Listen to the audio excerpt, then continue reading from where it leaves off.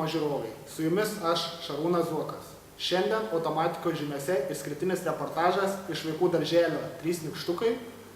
Jūsų dėmesiui reportažas iš įvykio vietos su mūsų žurnalistu Justu Martinaičiu.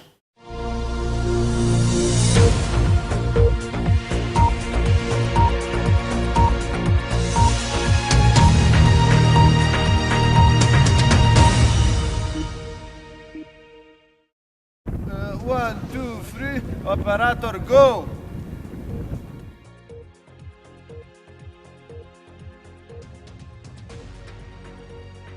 Esame Šiaulių darželyje Lopšelyje 3 nykštukai, kur po Šiaulių valstybinės kolegijos studentų Mindaugo Kniečiūno ir Gyčio Tuomos atliktos praktikos gavome informacijos, jog labai keikiasi darželinukai. Einame į įvykio vietą, kur ištirsime susiklosčią situaciją.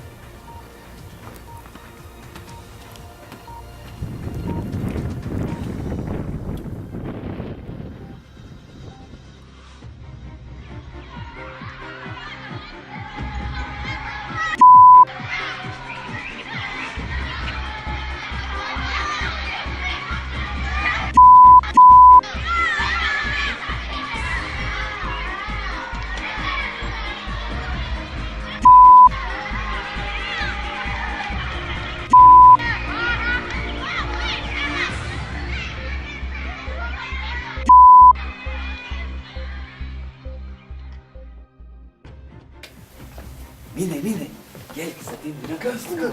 Kur? Eina. Radome praktikantų darbo vietą, įtarimą, kad jie gali būti pavojingi. Einam patikrinsim.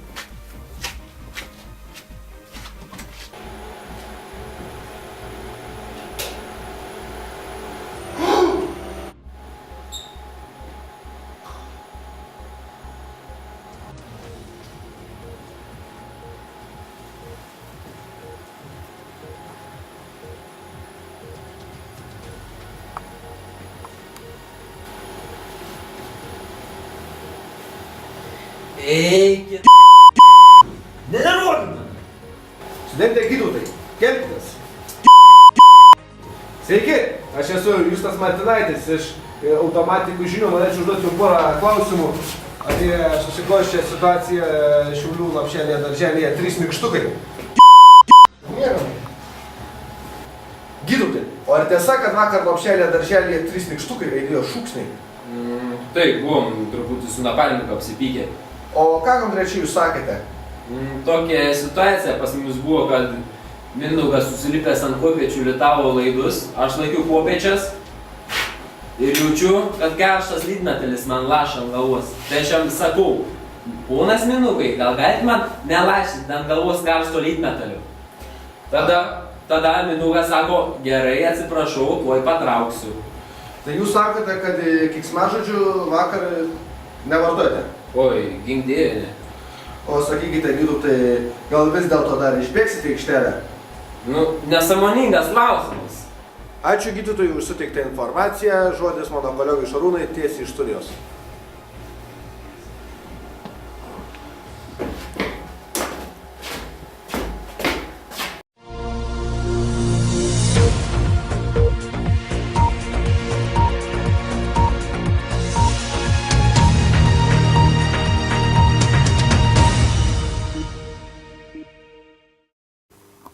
Ačiū mano kolegai Justui Martinaičiui už informatyvų reportažą ir dabar norėčiau studiją pakviesti vieną iš prasikaltusių studentų Mindaugą Kniečiūną.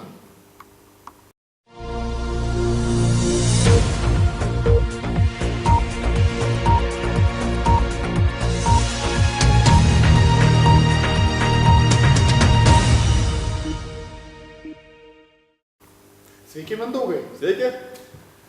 Pirmas klausimas būtų iš mano pusės. Kokių nusiskundimų sulaukėte iš tėvų? Ar jų buvo?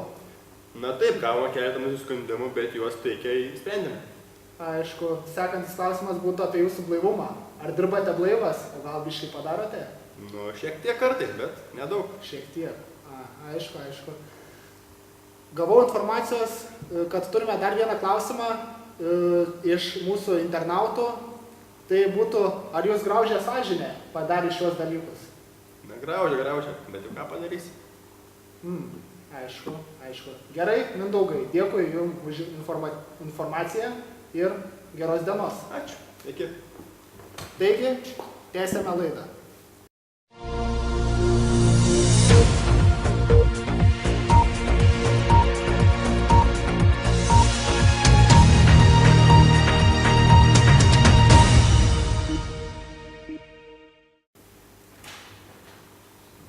Turime tiesioginį ryšį su Šiaulių valstybinė kolegija, kurioje dirba mano kolega Justas Martinaitis.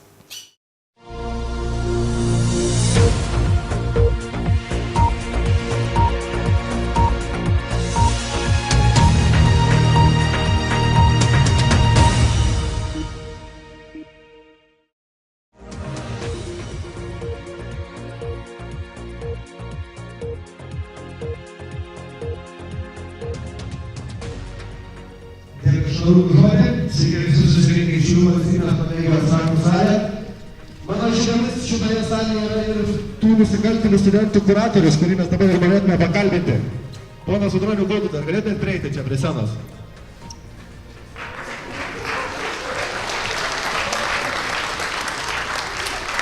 Labą dieną.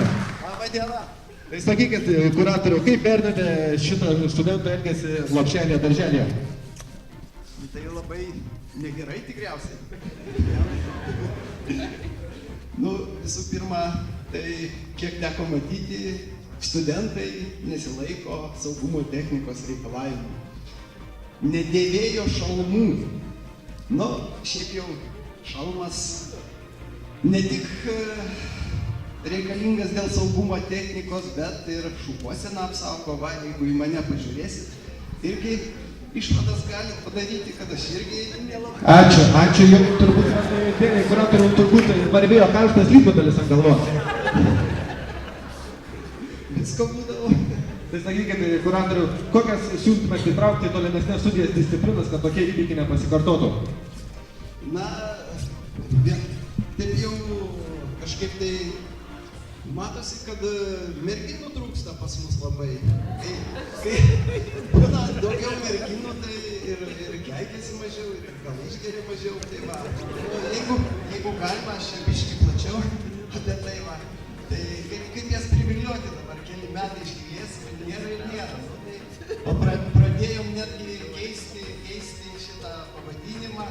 Jau buvo automatikos įrenginiai, dabar paliko automatiką, bet manyčiau, kad nelabai tą pusę keičia, nes, kaip merginos mėgsta veiksmą, visą kitą, pavyzdžiui, jeigu pasižiūrėsi ten administravimą, tai ten šitą pusę jų dalykų yra šitą žodis valdymas. Pas mus tada valdymo kaip ir nėra. Tai va, pavadinime galėtų būti automatikos valdymas. Ir dalykus irgi tada pakeistume, tada jau būtų jau ten, pavyzdžiui, ne elektros ūkis, bet elektros ūkio valdymas ir taip toliau. Jeigu galima davėt man tą mikrofoną, tada ir pasinaudosime. Po to, reiškia, sekantis žingsnis, tai taikyti jau, reiškia, rinkodarą. Tai, pavyzdžiui, galėtų būti 2 viename, vienu žodžiu, kaip telefonus ten perka ar dar ką nors, tai va, tai galėtų.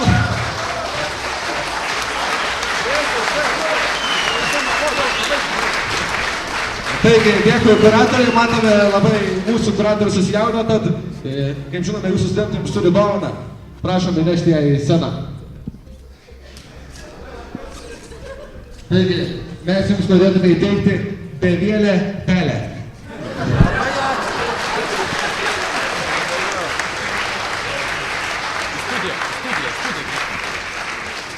Taigi, grįžtame į studiją.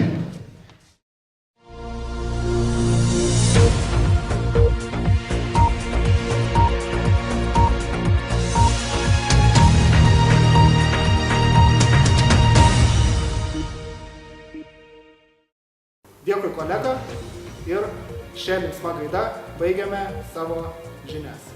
Dėkui ir iki.